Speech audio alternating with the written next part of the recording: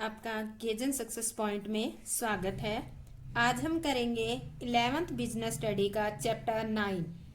Chapter का नाम है choice of form of business organisation, यानी कि हमारे जो व्यावसायिक संगठन है उनके कौन कौन से प्रारूप है, आज हम उसके बारे में स्टडी करने जा रहे हैं।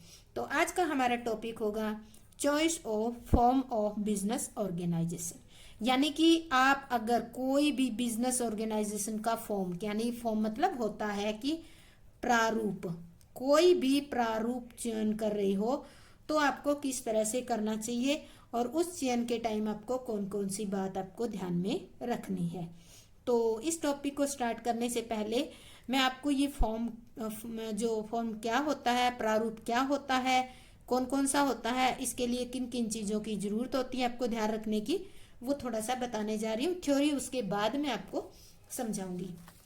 तो देखो, अपने जो फॉर्म ऑफ बिजनेस ऑर्गेनाइजेशन होते हैं वैसे तो बहुत होते हैं, मेनली जो 3 होते हैं जिनमें से हमें चूज करना होता है। तो सबसे पहला होता है हमारा सोल ट्रेड, पार्टनरशिप और कंपनी। ये आपने पढ़ लिया, सोल ट्रेड अकेला ही करता है और इसमें 2 से लेकर 20, मैक्सिमम 20 और होते हैं, मिनिमम 2 पर्सन होते हैं। और कंपनी के अंदर आपने पढ़ा था कि 2 टाइप की थी। अभी पीछे वाले चैप्टर में हमने 8वें चैप्टर में कंपनी ऑर्गेनाइजेशन में कंप्लीट स्टडी की है। तो अब बात आ जाती है कि आप बिजनेस स्टार्ट करने का मन बना हुआ है, आप बिजनेस स्टार्ट कर रहे हो, तो सबसे पहले इनको चूज करने से पहले आप कौन सी चीज देखोगे? तो सबसे पहले आप देखोगे कैपिटल, ठीक है, कैपिटल देखोगे। अब आपकी ये कैपिटल की जो अमाउंट है इसको देखकर आप चूज करोगे। आपके पास मान लेते हैं कैपिटल बहुत कम है तो आप सोल ट्रेड कर फॉर्म यूज कर लोगे। अगर आपको लगता है कि कैपिटल ठीक है तो हो सकता है किसी एक और पार्टनर को मिला के बिजनेस ऑर्गेनाइजेशन भी शुरू करते हो। कंपनी का अगर कैपिटल कम है तो कंपनी का तो सवाल ही पैदा नहीं होता, यानी कि कंपनी की स्थापना करना मुश्किल होता है क्योंकि इसके लिए ज्यादा कैपिटल की जरूरत होती है। हाँ, अगर आपके पास जो है लार्ज अमाउंट है, ठीक है, लार्ज अमाउंट है कैपिटल की, तो आप क्या करोगे? कंपनी का जो बिजनेस है उसको स्टार्टिंग करने के बारे में सोचोगे। सबसे पहला पॉइंट, जब भी हम बिजनेस करना शुरू करते हैं या बिजनेस का हमारे दिमाग में आइडिया आता है, पहला पॉइंट आता है हमारा कैपिटल का, क्योंकि सारा खेल किसके बेस पे होता है? कैपिटल के बेस पे ही होता है। और वैसे भी कहा जाता है कि जो कैपिटल या पूंजी होती है वो किसी व्यवसाय की जान होती है, प्राण होते हैं। जिस तरह से एक ह्यूमन बॉडी के अंदर प्राण, सांस जो काम करते हैं वही काम एक कैपिटल जो है बिजनेस में करती है। अच्छा, कैपिटल के बाद आप क्या देखोगे? कैपिटल के बाद देखी जाती है लाइबिलिटी। लाइबिलिटी क्या होती है? आपने किया ना, जैसे कि कंपनी है, इसमें क्या होती है? लिमिटेड लाइबिलिटी होती है। मान लेते हैं कि आपके कैपिटल क्या है, आपकी 1 लाख रुपए लगाई आपने, ठीक है, किसी भी बिजनेस में लगाई हो। ये आपने ये कैपिटल जो है कंपनी में बाद में आपने शेयर खरीद रखे हैं, मान लेते हैं ऐसा करके ये लगाई है। अगर आपने इसके अंदर लगाई है सोल ट्रेड के अंदर, तो क्या होगा? अगर मान लेते हैं सोल ट्रेड आपका फेल हो गया और नुकसान हो गया आपको 1.5 लाख का, तो 1 लाख ये तो गई, ठीक है, 50,000 रुपए आपको और देनी पड़ेगी। वो आपकी क्या हो जाएगी? जो पर्सनल प्रॉपर्टी है वो आपकी बेचकर आपको देनी पड़ेगी। तो आपकी क्या होगी लाइबिलिटी? यहाँ पर होगी अनलिमिटेड लाइबिलिटी। सेम ऐसा इस केस में पार्टनरशिप में भी ये होता है, पर कंपनी में नहीं होता। कंपनी बिजनेस डूब जाता है और आपने मान लेते हैं 1 लाख रुपए के शेयर खरीद रखे हैं, ठीक है, कंपनी अगर डूब जाएगी तो आपके 1 ही लाख डूबेंगे, तो कंपनी की लाइबिलिटी क्या होगी? लिमिटेड लाइबिलिटी होगी। कैसी होगी? लिमिटेड। तो इस तरह से हमें दूसरे नंबर पे ये देखना है। पहले नंबर पे तो आपको कैपिटल देखना है, फिर कैपिटल की सेफ्टी, लाइबिलिटी को कैपिटल की सेफ्टी मान के ही चलो आप, यही पॉइंट होता है। कैपिटल की सेफ्टी जो होती है उसी को लाइबिलिटी कहते हैं। अच्छा, इसके बाद और किस बात को ध्यान रखना चाहिए? अब देखो, हमें ये देखना है इसके फॉर्मेशन के बारे में, ठीक है, फॉर्मेशन जिसको कहते हैं स्थापना, ठीक है। फॉर्मेशन मतलब जब हम व्यवसाय शुरू करते हैं तो आपको ये देखना है कि इसमें कितनी ज्यादा फॉर्मेलिटी होती है। देखो, अगर फॉर्मेशन में आता है तो सोल ट्रेड आप इजीली शुरू कर सकते हो, सोल ट्रेड बहुत इजीली स्टार्ट कर सकते हो, पार्टनरशिप भी इजीली स्टार्ट कर सकते हो, क्या कंपनी कर सकते हो। कंपनी पे क्वेश्चन लग जाता है क्योंकि इसके अंदर बहुत सारी फॉर्मेलिटीज करनी पड़ती है, उसके बाद जाकर कंपनी स्टेबल होती है। तो अब आपको ये डिसीजन लेना है, अगर आप बहुत ज्यादा फॉर्मेलिटीज पूरी कर लेते हो और आपके पास कैपिटल भी है, आपकी कैपिटल के बारे में कोई डर नहीं है, आप रिस्क उठा सकते हो, तो आप फॉर्मेट कंपनी का चूज करोगे। अदरवाइज ये दो ऑप्शन है। अच्छा, इसके बाद और हमें और क्या देखना चाहिए? इसके बाद हमें देखना चाहिए कॉन्टिन्यूटी।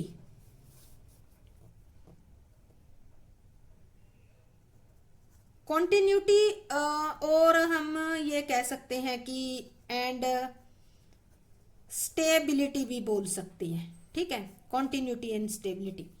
अब देखो, इसके बारे में आपने पढ़ ही रखा है। सोल ट्रेड में क्या होता है, एक ओनर होता है, अगर उसकी मृत्यु होगी, कहीं चला गया तो व्यवसाय बंद हो जाता है। पार्टनरशिप में अगर मान लेते हैं दो ही पार्टनर है, एक चला गया है तो क्या हो जाएगा, आपका पार्टनरशिप खत्म, या किसी कारण से पार्टनरशिप की ज्यादा लंबी लाइफ नहीं भी होती।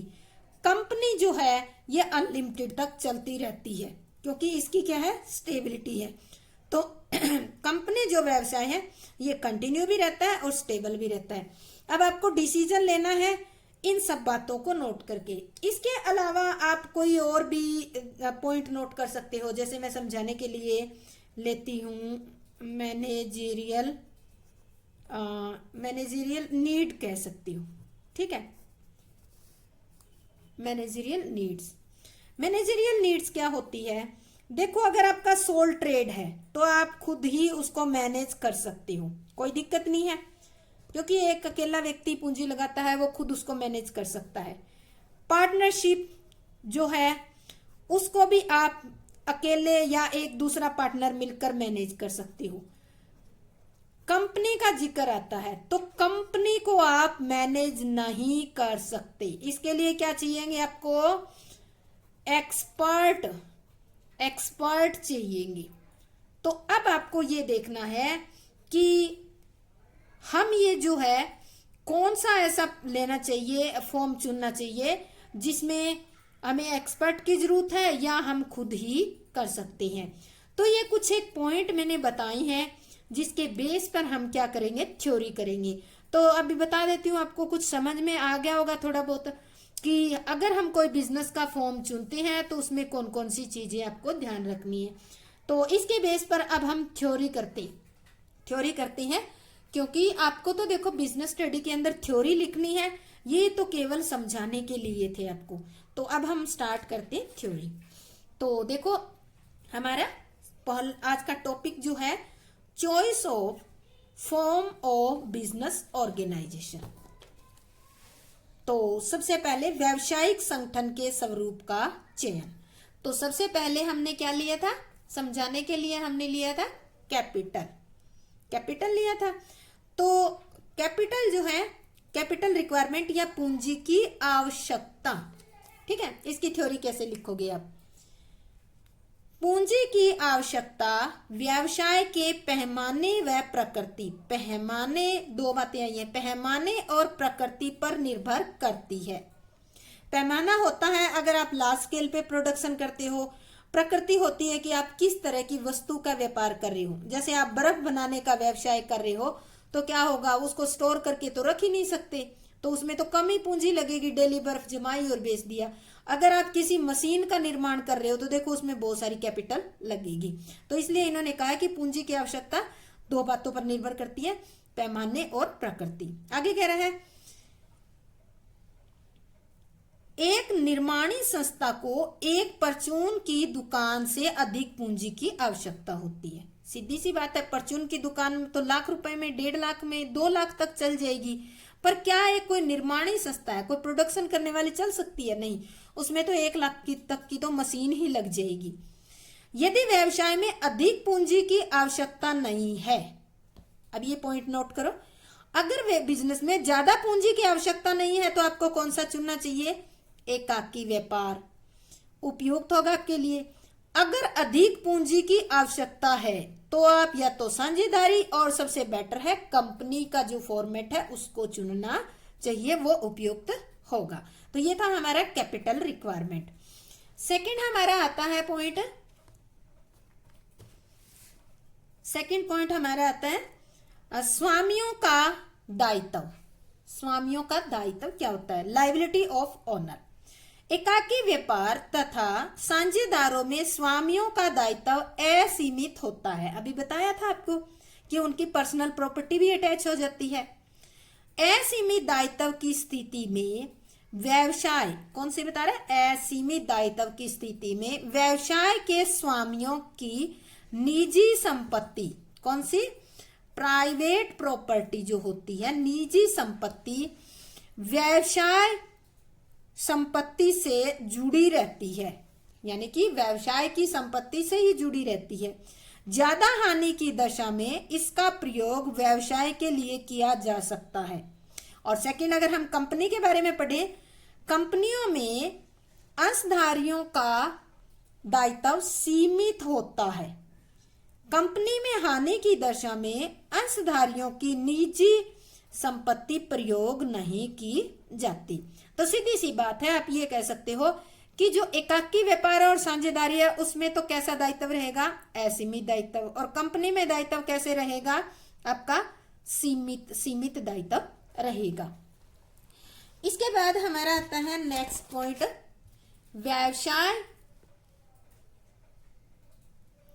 स्थापना में सुविधा। स्थापना यानी कि बिजनेस को सेट करना। Facility in formation. व्यावसायिक संगठन के प्रारूप के चुनाव को व्यवसाय की स्थापना के समय पूरी की जाने वाली औपचारिकताएं भी प्रभावित करती है। यानी कि जब आप बिजनेस शुरू करते हो तो बिजनेस शुरू करने के लिए बहुत सारी औपचारिकताएं होती है। क्या होती है? औपचारिकताएं, फॉर्मेलिटीज होती है, वो भी प्रभावित करती है। एक संयुक्त कंपनी को शुरू करने के लिए विशेषज्ञ व्यक्तियों व अधिक पूंजी की आवश्यकता होती है। अभी हमने पढ़ा ना कि देखो एक्सपर्ट की भी जरूरत होगी और ज्यादा पूंजी की भी जरूरत होगी, क्योंकि इसकी स्थापना में अनेक औपचारिकताएं पूरी करनी पड़ती है। और दूसरी ओर अगर हम लें तो एकाकी व्यवसाय, संयुक्त हिंदू परिवार व्यवसाय व साझेदारी को बिना औपचारिकताओं के पूरा किया जा सकता है। तो ये था हमारा फैसिलिटी इन फॉर्मेशन। अब देखो औपचारिकताएं किसमें ज्यादा होती हैं? औपचारिकताएं होती है कंपनी के अंदर। किसमें औपचारिकताएं नहीं होती? एकाकी व्यवसाय हो गया हमारा, एकाकी व्यवसाय, संयुक्त हिंदू परिवार व्यवसाय और साझेदारी के अंदर औपचारिकताएं नहीं होती। नेक्स्ट हमारा पॉइंट आता है निरंतरता एवं स्थायित्व। Continuity and stability. अब देखो कंटिन्यूटी एंड स्टेबिलिटी के बारे में, यदि किसी संस्था में निरंतरता एवं स्थायित्व का गुण है तो विशेषज्ञ व्यक्ति संस्था की तरफ आकर्षित होंगे और संस्था अधिक उन्नति करेगी। सीधी सी बात है, जिस बिजनेस के अंदर कंटिन्यूटी है और स्टेबिलिटी है उसके तरफ जो एक्सपर्ट होते हैं वो अट्रैक्ट होंगे और इस तरह से उसमें एक्सपर्ट ही आ जाएंगे बिजनेस में, तो क्या होगा? ज्यादा उन्नति करेगी। कंपनी प्रारूप लेते हैं, कंपनी प्रारूप में यह विशेषता विद्यमान होती है, कंपनी में होती है। एकाकी व्यापार में व्यवसाय की मृत्यु होने पर व्यवसाय बंद हो सकता है और साझेदारी में भी निरंतरता और स्थायित्व की कमी पाई जाती है। तो अगर हम कहें कि कंटिन्यूटी और स्थायित्व किसमें होता है? स्टेबिलिटी कंपनी में होता है और एकाकी व्यापार और साझेदारी में नहीं होता, या एकाकी व्यापार में तो बिल्कुल ही नहीं होता और साझेदारी में बहुत कम होता है। नेक्स्ट पॉइंट हमारा आता है कर दायित्व, टैक्स लायबिलिटी। अब देखो टैक्स का तो मतलब, टैक्स का जिक्र आ जाता है तो ये होता है कि अगर ज्यादा प्रॉफिट होगा तो ज्यादा टैक्स देना होगा, कम प्रॉफिट होगा तो कम देना होगा, सीधी सी बात है। एक व्यावसायिक संगठन जिसका कर दायित्व कम हो अच्छा माना जाता है। एकाकी व्यापार और साझेदारी व्यवसाय की अपेक्षा कंपनी का कर दायित्व अधिक होता है। तो अब इतना सा सोच के देखो एकाकी व्यापार तो छोटे से लेवल पे किया जाता है, साझेदारी भी बहुत बड़े लेवल पे नहीं होता, तो अगर वो लेवल ही उनका छोटा है, पैमाना ही उनका प्रोडक्शन का छोटा है, तो क्या होगा, प्रॉफिट भी कम होगा तो टैक्स भी कम देंगे। दूसरी ओर व्यवसाय का पैमाना बड़ा होगा तो कर दायित्व अधिक होगा तथा पैमाना छोटा होगा तो कर दायित्व कम होगा। दूसरी ओर कंपनीज वगैरह होगी, उनका पैमाना प्रोडक्शन का ज्यादा होता है, जितना ज्यादा प्रोडक्शन होगा तो आपको पता है उतना ही प्रॉफिट होगा, और जितना ज्यादा प्रॉफिट होगा तो टैक्स जो है उतने ही ज्यादा लगेगा, क्योंकि टैक्स की तो एक फिक्स रेट होती है। ये नहीं है कि जैसे प्रॉफिट बढ़ गया तो हाँ बहुत ज्यादा टैक्स, 30% टैक्स से आगे जो होता है, कुछ इनकी स्लैब बनी होती है उसके अकॉर्डिंग ही लगता है। तो इस तरह से ज्यादा प्रॉफिट पे आपको ज्यादा टैक्स देना पड़ेगा, कम प्रॉफिट पे आपको कम देना पड़ेगा। तो इसके बाद आता है हमारा नेक्स्ट पॉइंट है प्रबंधकीय आवश्यकताएं।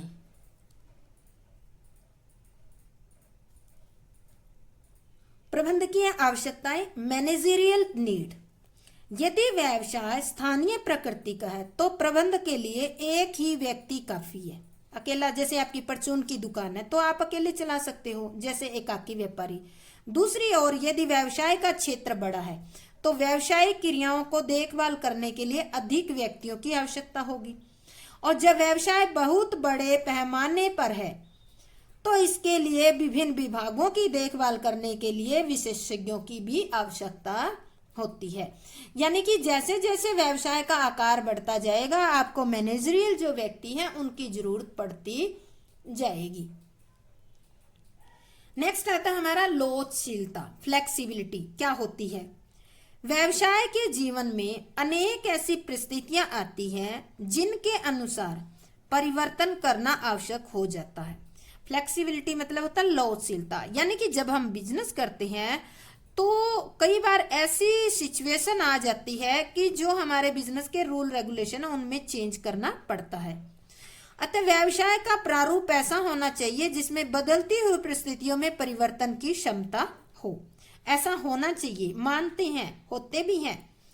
इस दृष्टिकोण से साझेदारी व कंपनी संगठन की अपेक्षा एकाकी व्यापार अधिक उपयुक्त होगा। अब देखो, अगर हम ये पॉइंट देखते हैं तो इसके अकॉर्डिंग एकाकी व्यापार ही एक ऐसा व्यापार है जिसमें एकाकी व्यापारी का ही होल्ड होता है, या क्योंकि एकाकी व्यापारी का अपने व्यापार की पूर्ण क्रियाओं पर पूर्ण अधिकार होता है। तो एकाकी व्यापार जो है उसमें हम जो भी सिचुएशन आएगी उसके अकॉर्डिंग अपने व्यवसाय जो है उसमें परिवर्तन कर सकते हैं। पर जो कंपनी होती है, कंपनी के अंदर क्या होता है, कंपनी में कोई भी परिवर्तन करने से पहले एक मीटिंग बुलानी पड़ती है, उसमें प्रस्ताव पास करना पड़ता है, उसके बाद परिवर्तन को लागू किया जाता है। तो इसमें काफी लंबी जो है प्रोसेस होती है। तो इस कारण कहा जाता है अगर फ्लेक्सिबिलिटी चाहिए, अगर इंस्टेंट फ्लेक्सिबिलिटी चाहिए तो एकाकी व्यापार, थोड़े से टाइम के बाद साझेदारी, और कंपनी में तो काफी टाइम लग जाता है चेंजिंग करते वक्त। इसके बाद नेक्स्ट आता है हमारा स्केल ऑफ प्रोडक्शन, उत्पादन का पैमाना। यदि उत्पादन का पैमाना बड़ा है और आधुनिक तकनीक के उपयोग द्वारा लाभ प्राप्त करते हैं तो कंपनी अधिक उपयोगी होगी, तथा जब छोटे पैमाने के व्यवसाय के लिए एकाकी और व्यवसाय साझेदारी व्यापार उपयुक्त होंगे। अब देखो, पैमाने की बात की जाए, अगर आप ज्यादा प्रोडक्शन करना चाहते हो तो कंपनी फॉर्मेट, और अगर आप छोटे पैमाने पर ही उत्पादन करना चाहते हो तो आपके लिए एकाकी व्यापार और साझेदारी व्यापार का जो फॉर्म है वो उपयुक्त रहेगा। नेक्स्ट हमारा आता है वैधानिकता।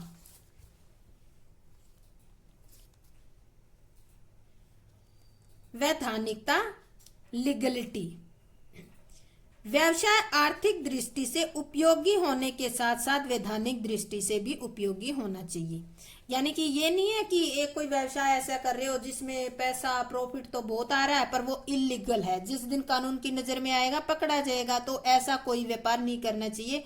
व्यापार ऐसा करना चाहिए जो क्या हो, आर्थिक दृष्टि से भी उपयोगी होना चाहिए और वैधानिक दृष्टि से भी उपयोगी होना चाहिए। दोनों दृष्टि से उपयोगी होना चाहिए या उपयुक्त होना चाहिए।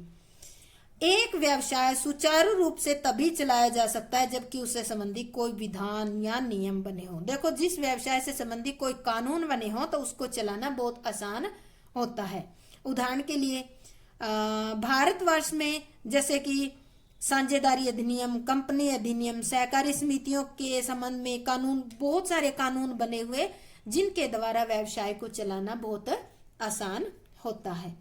इसके बाद आता है गोपनीयता की आवश्यकता, नीड ऑफ सीक्रेसी, यानी कि गोपनीयता। यदि किसी व्यवसाय में व्यावसायिक रहस्यों की गोपनीयता जरूरी हो, वंचित हो, तो एकाकी व्यापार सर्वोत्तम होगा। क्यों होगा? क्योंकि एकाकी व्यापार में एक ओनर अकेला ही होता है, कोई दूसरा नहीं होता, तो अपने व्यवसाय से संबंधी वो सारी बातें गुप्त रख सकता है। जबकि साझेदारी जो होता है उसमें 2 या 2 से ज्यादा पार्टनर होते हैं, तो कुछ लोगों तक बात वो हो जाती है, डिस्क्लोज हो जाती है। और कंपनी संगठन जो है तथा कंपनी संगठन में व्यवसाय के रहस्यों को गुप्त नहीं रखा जाता। कंपनी संगठन के अंदर तो पब्लिश भी करने पड़ती हैं रिजल्ट, और दूसरा रजिस्ट्रार ऑफिस में भी रिजल्ट को डिपॉजिट करवाया जाता है, वहां से फीस देकर कोई भी देख सकता है। तो गुप्त बातों को केवल एकाकी व्यापार में ही गुप्त रखा जाता है, बाकियों में नहीं रखा जा सकता। तो फिर उसी के अकॉर्डिंग आप कैसा चाहते हो गुप्त रखना नहीं रखना, उसी के अकॉर्डिंग ही फॉर्मेट चूज किया जाता है। इसके बाद आता है सरकारी नियंत्रण। सरकारी नियंत्रण का मतलब है गवर्नमेंट कंट्रोल।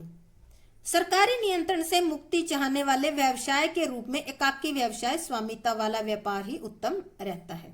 यानी कि अगर आप गवर्नमेंट के कंट्रोल से मुक्त रहना चाहते हो तो कौन सा व्यवसाय बेटर रहेगा? एकाकी स्वामित्व वाला। साझेदारी में बहुत कम सरकारी हस्तक्षेप होता है। साझेदारी भी और बेटर ऑप्शन है, उसमें भी बहुत कम हस्तक्षेप होता है, जबकि कंपनी संगठन को कड़े सरकारी हस्तक्षेपों का सामना करना पड़ता है। जहां बात आती है कंपनी की, तो कदम कदम पे सरकारी हस्तक्षेप कंपनी में होते रहती है। तो ये था गवर्नमेंट कंट्रोल। अब आते हैं, इसका करते हैं हम कंक्लूजन क्या है। व्यावसायिक संगठन के प्रारूप का एक बार चयन करने के बाद उसे बदलना बहुत कठिन है। इसलिए व्यावसायिक संगठन प्रारूप का चुनाव का जो निर्णय है बहुत ही सोच विचार कर लेना चाहिए। क्योंकि देखो, एक बार अगर कोई फॉर्मेट आपने चूज कर लिया फॉर्म, उसको चेंज करना, जैसे सोल ट्रेड हो गया, अगर पार्टनरशिप हो गया, कंपनी हो गया, तो इनको चूज करने के बाद अगर आप इसमें पैसा निकाल दोगे तो इसको चेंज करना आपके लिए बहुत बड़ी समस्या हो जाएगी। अगर चेंज करोगे तो आपको बहुत बड़ा नुकसान होने की संभावना होगी। तो इसलिए आप जो भी व्यावसायिक संगठन का प्रारूप चुनो या चुनाव का निर्णय लो, तो बहुत ही सोच विचार कर ये निर्णय लेना चाहिए। और इसके लिए ऊपर हमने ये 11 पॉइंट स्टडी किए, इनको ध्यान में रखना चाहिए। अब आती है बात हमारे क्वेश्चन की।